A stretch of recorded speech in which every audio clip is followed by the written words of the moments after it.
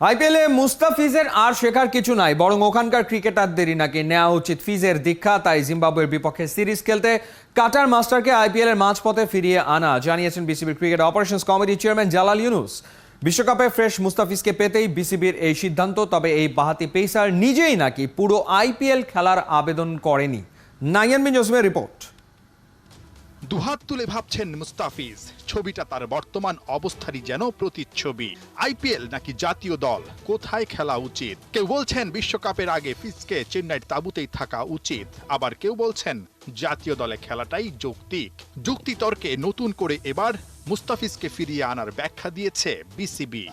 মুস্তাফিজের learning process over, ওইখানে মুস্তাফিজকে শেখানোর হয় না, আর কোনো দরকার নেই। সে 7-8 বছর ধরে এখানে ক্রিকেট খেলে, ওই আইপিএল টুর্নামেন্ট খেলছে। সো বেনিফিটেড তারা হবে, আমরা হব না। কিন্তু ক্রিকঅপস চেয়ারম্যানের এই ব্যাখ্যার সাথে অনেকের আপত্তি থাকাটা অস্বাভাবিক না, কিন্তু মুস্তাকে আইপিএল থেকে দেশে ফিরিয়ে আনার পেছনে বিসিবির যে চিন্তা, তার পেছনে আছে শক্ত যৌক্তিকতা। বিশ্বকাপে যে করেই হোক ফ্রেশ মুস্তাফিজকে চায় বিসিবি। প্রশ্ন উঠতেই পারে, অন্য দেশের বাকি ক্রিকেটাররাও তো আইপিএল খেলেই বিশ্বকাপে যাচ্ছে, তাহলে মুস্তাফিজকে নিয়ে সমস্যাটা কোথায়? উত্তর, সেরা পেসারকে নিয়ে এক বিন্দুও ঝুঁকি নিতে চায় না বিসিবি। ইনজুরি প্রবণতা থাকায় জিম্বাবুয়ের বিপক্ষে সিরিজেও রাখা হবে পর্যবেক্ষণে, খেলানো হবে বুঝে শুনে। কারণ বিশ্বকাপের আগে ইউএস এর সাথে 3 ম্যাচের সিরিজ থেকেই টিম ম্যানেজমেন্ট মুস্তার সেরা পারফরম্যান্সটা দেখতে চাইছে। ওইখানে আইপিএল খেলাটা তারা মনে হয় আপনাদের কাছে 4 ওভারের খেলা, কিন্তু এটা জানেন কত ধকল নিতে হয়। রাত্রের বেলাও কিন্তু তাদের ট্রাভেল করতে হয়, খেলা শেষে গিয়ে রাত 1টার সময় এয়ারপোর্টে ঘুমিয়ে থেকে তাদের ট্রাভেল করতে হয়। এসে অনেক কষ্ট। মুস্তাফিজকে দেশে ফিরানো মানেই যে আমরা জিম্বাবুয়ে সিরিজ দিয়ে খেলাবো তা না।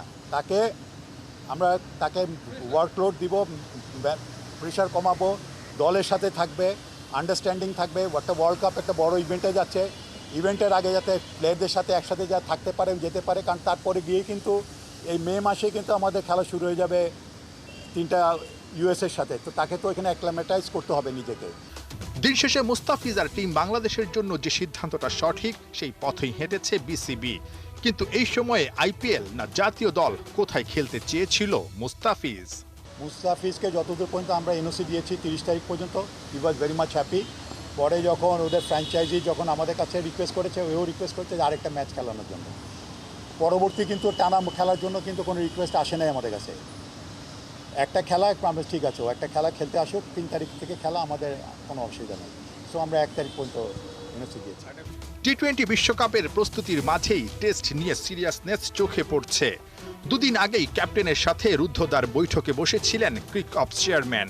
বিশ্বকাপের পরে এবছরই 10টা টেস্ট ম্যাচ। লঙ্কানদের বিপক্ষে ভরাডুবির পর কি পরিকল্পনায় আগাচ্ছে বিসিবি? আমাদের পাকিস্তানের সাথে এই টিম আছে, ওমেন হবে 2টা আছে। New Zealand is coming in late সেপ্টেম্বরের পরে, New Zealand also they are coming, তাদের এই টিম। তো আমরা অলরেডি প্ল্যান করছি। আমরা আজকেও বসেছিলাম, কালকে আমরা সিনিয়র ক্রিকেটারদের সাথে বসেছি, ক্যাপ্টেনের সাথে বসেছিলাম। মে মাসের পরের থেকে 3rd উইক অফ মে থেকে নিয়ে জুলাই পর্যন্ত কিন্তু ভালো একটা সময় আছে, যেখানে আমাদের সামনে ইম্পর্টেন্ট কতগুলো টেস্ট ম্যাচ আছে। ইন্ডিয়ার সাথে খেলা আছে, সাউথ আফ্রিকার সাথে খেলা আছে। তো এই জন্যই আমরা একটা প্রোগ্রাম চক আউট করছি, যাতে আমাদের রেড বলের প্লেয়ার যারা থাকবে এখানে, তাদের নিয়ে যাতে কাজ করা যায়, সেরকম চিন্তা ভাবনা আমরা করছি, একটা প্ল্যান দিচ্ছি। নাহিয়ান বিন জসিম, 71।